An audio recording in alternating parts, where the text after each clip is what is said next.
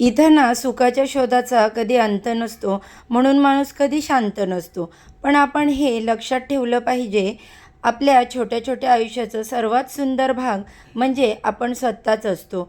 पण इथं आजकाल असं चाललंय की कोणाची जीभ बोलते, कोणाचा हेतू बोलतो, कोणाचा पैसा बोलतो, तर कोणाची वेळ बोलते आणि कोणाचं पद बोलत असतं. पण शेवटी देवासमोर फक्त व्यक्तीचं कर्मच बोलत असतं बरं का. नमस्कार मंडळी, मी शर्मिला आपल्या सर्वांचं माझ्या आणखीन एका नवीन व्हिडिओमध्ये अगदी मनापासून स्वागत करते.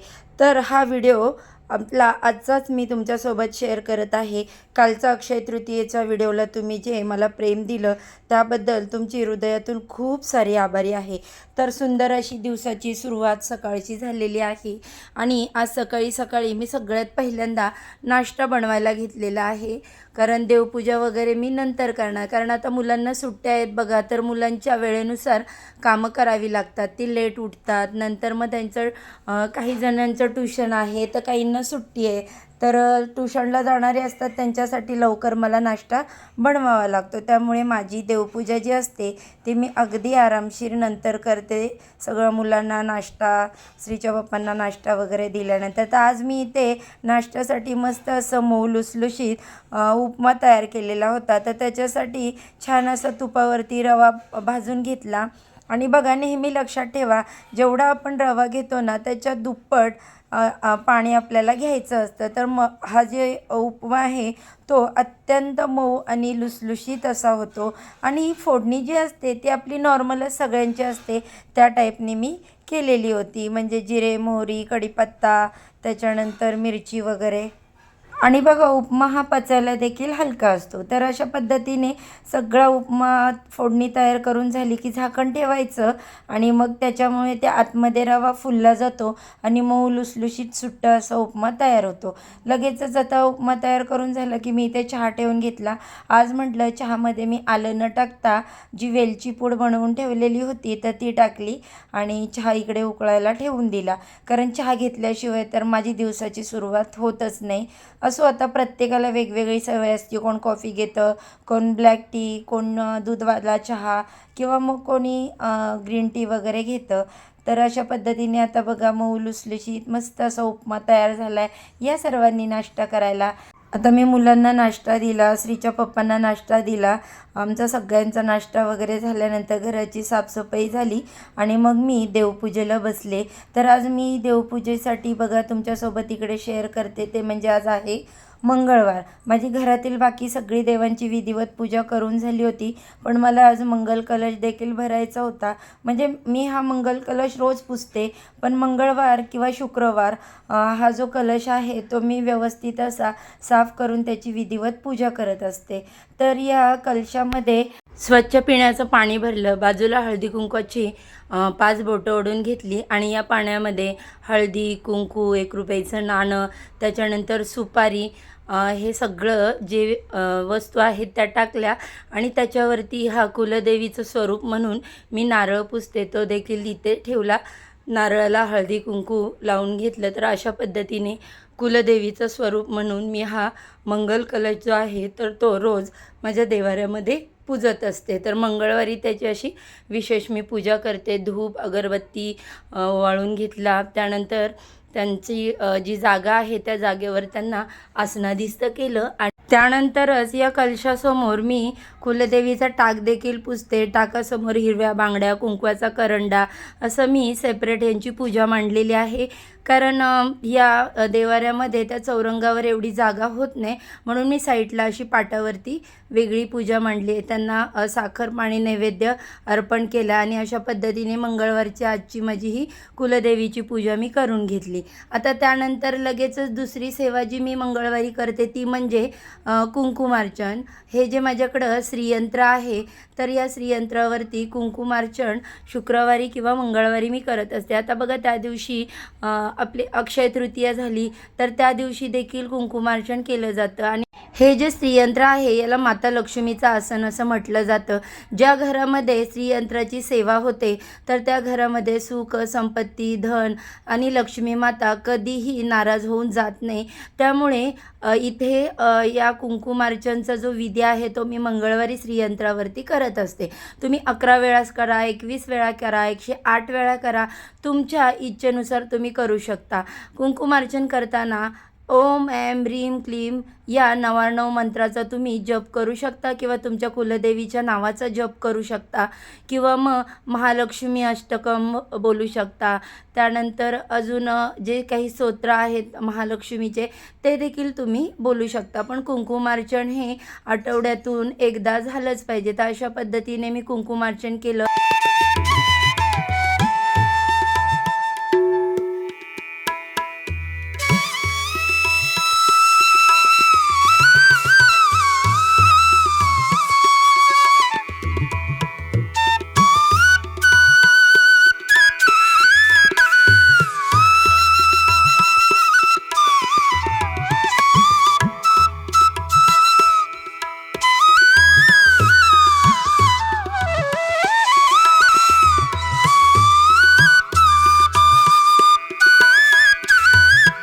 तर ही माझी आजची मंगळवारची देवपूजा जी आहे ती मी तुमच्यासोबत शेअर केली. त्यानंतर लगेचच म्हटलं पुढच्या कामाला सुरुवात करावी. आता इकडे रात्रीची जी भांडी होती ती मी एक साईडला रॅक ठेवून दिलेलं होतं. सकाळी अगोदर नाश्त्यापासूनच सुरुवात केलेली होती कारण वेळ झालेला होता ट्युशनसाठी जायला. तर म्हटलं अगोदर तिला नाश्ता करून द्यावा जानूला, म्हणून मग भांड्याचं रॅक साईडलाच ठेवून दिलं.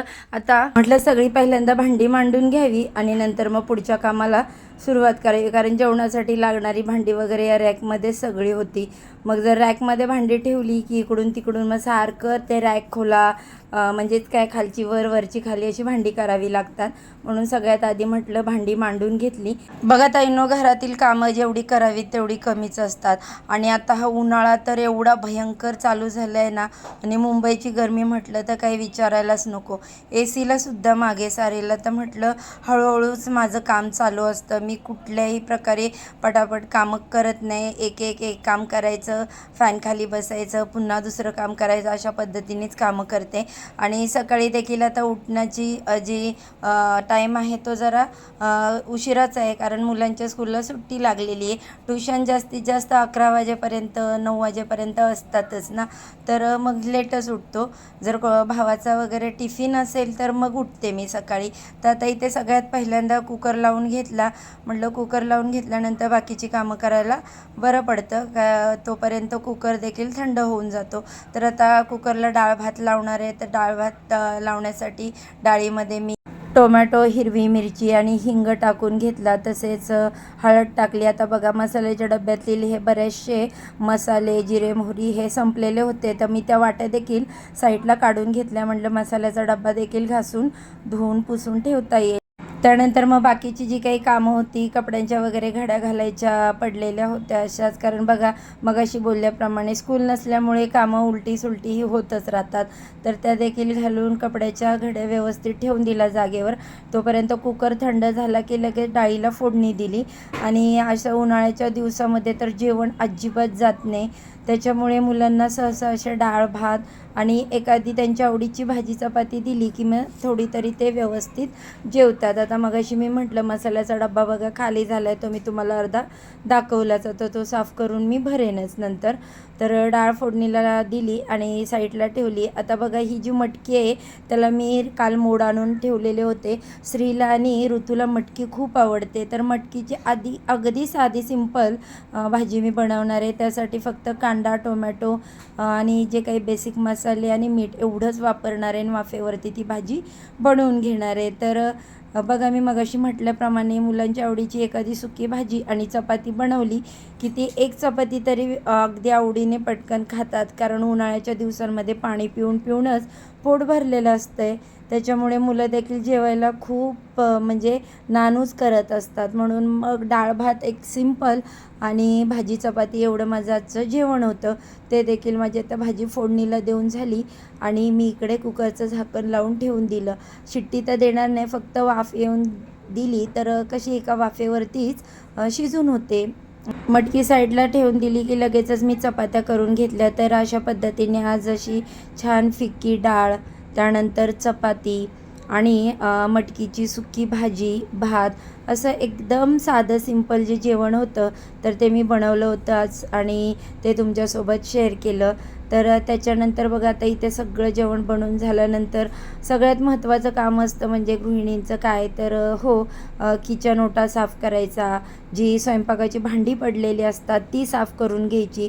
तरच आपल्याला पूर्ण दिवसभर घराची स्वच्छता झाल्यासारखं वाटतं. जर किचन स्वच्छ असेल तर किचन असं सगळं मी पुसून घेतलं व्यवस्थित आणि ते जी काही स्वयंपाकाची भांडी पडलेली होती ती भांडी देखील साफ केली. आता मी बघा आज तुमच्यासोबत इथे एक मी ट्रिक शेअर करणार आहे की मी कोणत्या म्हणजे भांडी जी आहेत सिरॅमिक्सची, स्टीलची, तांब्याची अशी एक पावडर आहे माझ्याकडे त्याने घासते. तर इथे मी तुमच्यासोबत बघा शेअर करते. हा जो सिरॅमिक्सचा कप बघताय तर हे कसं पिवळसर दिसतोय तुम्हाला, बरोबर ना?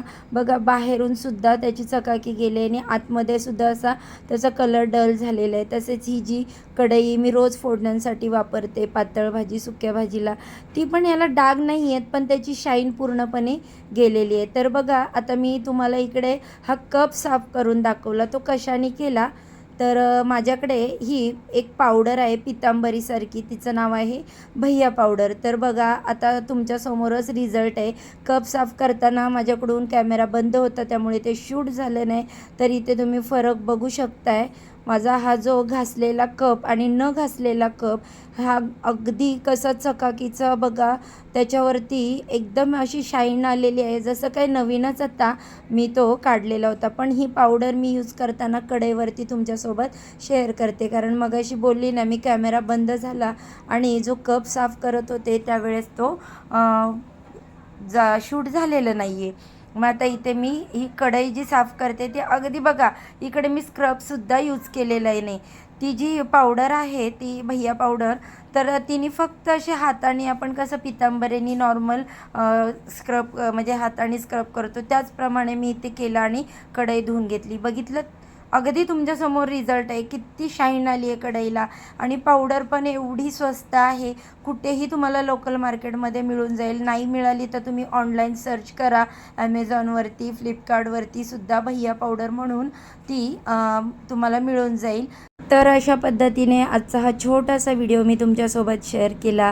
देवपूजा, क्लिनिंगसाठी जी काही मी पावडर वापरते भांड्यासाठी तर ती देखील तुम्हाला दाखवली.